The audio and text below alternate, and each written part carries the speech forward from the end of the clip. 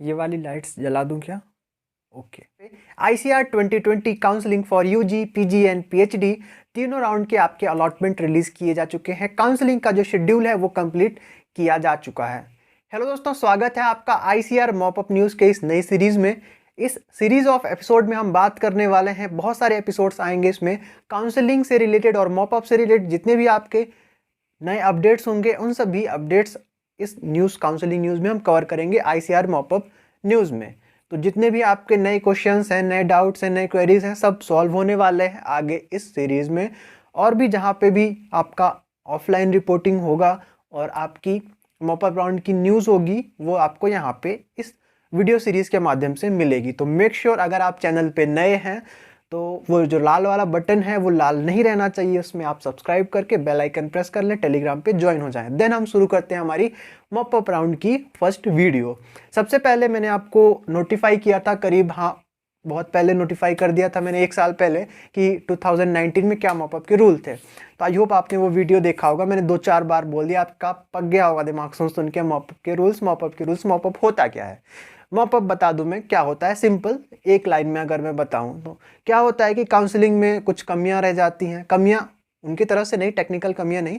Students क्या करते हैं कि पहले सीट ले लेते हैं, सीट लॉक कर लेते हैं, अपना लॉक करना मतलब एडमिट कर लेते हैं सीट। अब क्या है कि वो छोड़ते नहीं है सीट। अब सीट उन्होंने ले रखी है, बाद में वो सीट छोड़ देते हैं कुछ दिनों बाद। ओके, तो वो सीट खाली हो जाती है। अब खाली हो गई तब किसी ना किसी को देना है, तो उसको हम जो फिल करने की प्रोसेस है, उस वेकेंट सीट को, वो जो फिल करने की प्रोसेस उसी को हम बोलते हैं मॉपअप राउंड ऑफ काउंसलिंग।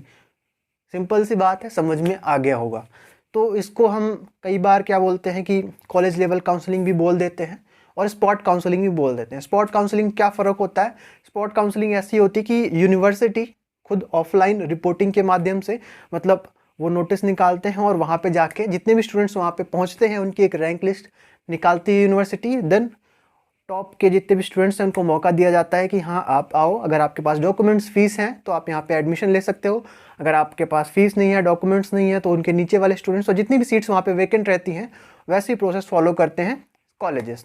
ठीक है, होता क्या है कि एग्रीकल्चर में colleges college level counselling avoid करते हैं। जिनकी भी सीट्स हैं ICAR, जो सीट खाली रहती है ICAR सीट्स, वो अवॉइड करते हैं। स्टेट काउंसलिंग में बहुत जगह होती हैं कॉलेज लेवल काउंसलिंग और फिल होती हैं। मेडिकल में एक भी सीट खाली नहीं जाती, ऐसे सभी जो कॉलेजेस हैं वो स्पॉट काउंसलिंग करवाते हैं।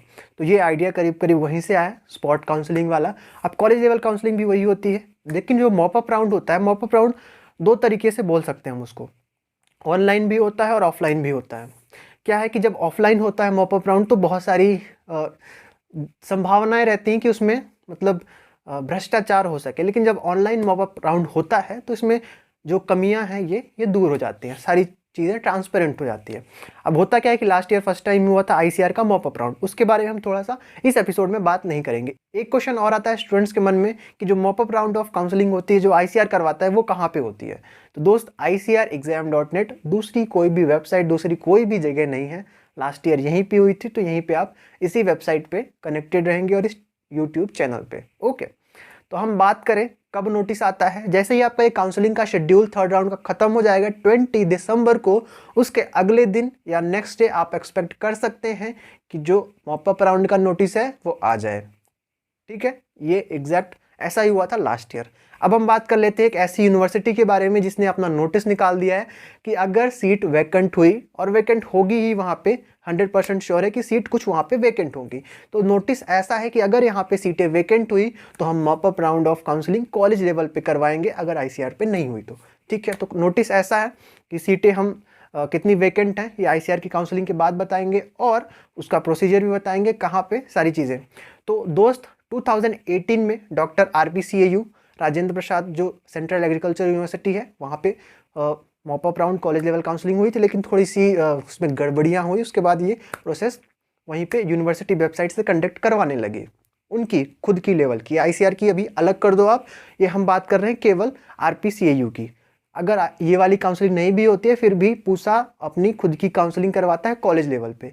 अब बात आती है कौन से स्टूडेंट्स इसमें एलिजिबल होते हैं। तो बहुत सारे ऐसे स्टूडेंट्स जिनको अपना डिजायर्ड कॉलेज नहीं मिलता है, वो अपना सीट छोड़ के जो ICAR से मिला है यहाँ पे काउंसलिंग का करवाते हैं। ये कॉलेज लेवल पे आपकी काउंसलिंग होती है पूसा में। ओके, तो रजिस्ट्रार से उनके मैंने बात करी थी, मिस्टर प्रेम प्रकाश जी, पूसा बिहार के रजिस्ट्रार से मैंने जब बात करी थी तो उन्होंने कंफर्मेशन दिया था कॉल पे भी, और अभी तो यूनिवर्सिटी की तरफ से नोटिस भी आ गया।